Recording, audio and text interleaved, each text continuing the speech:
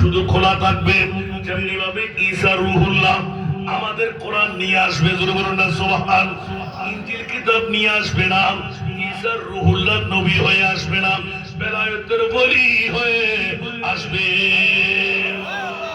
আওয়াজ দিয়ে বলবেন না সুবহানাল্লাহ, সুবহানাল্লাহ। ঈসা রূহুল্লাহ এলান দিলেন, ফরিয়াদ করে ফেললেন, মওলানা যে মুস্তাফার উম্মতের এত পাওয়ার, মওলানা নবী করে লাগিয়ে আমাকে বসায় কি রাম, ওই নবীর উম্মতও চাই, জোরে বলুন না সুবহানাল্লাহ।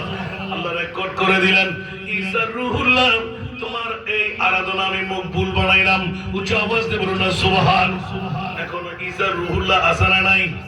আরো জোরে, ঈসা রূহুল্লাহ আছে না নাই?